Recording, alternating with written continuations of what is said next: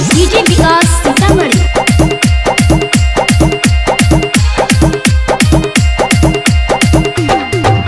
सावन के रिम झिम बरसे बदरिया पे नी लगे रूहा सड़िया बाबा धाम चला है। सावन के रिम झिम बरसे बदरिया पे नी लगे रूहा सड़िया बाबा धाम चला है। बाबा धाम चला है। भोजले के कंवरिया बाबा धाम चला है।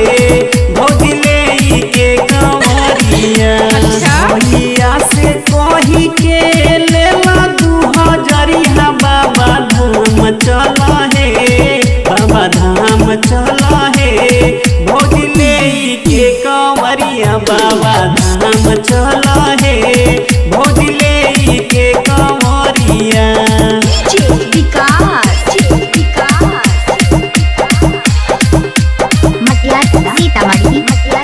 भौजी बाबा के कृपा होई त गोदिया भर जैतौगे। हे भौजी बाबा के कृपा होई त ललना गोदी में खेलतौगे। जल्दी से कर भौजी तू तैयारी।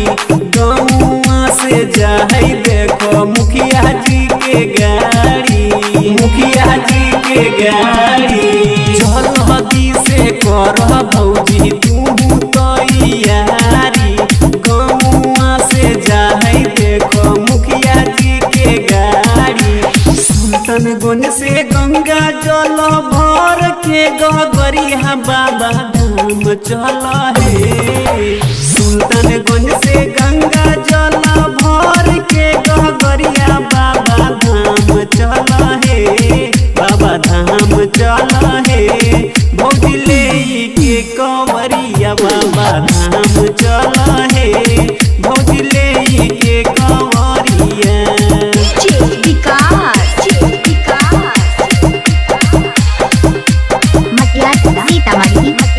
नारा बोल बम के गूंजो है रहिया में सहगरी। हे भौजी स्वर्ग से सुंदर लागो है बाबा के नगरी। देवो के देवो हो गए बाबा वरदानी। दुखवा मिटाबै सबके हर परेशानी। हर परेशानी भौजी देवो के देवो हो गए बाबा भोले दानी।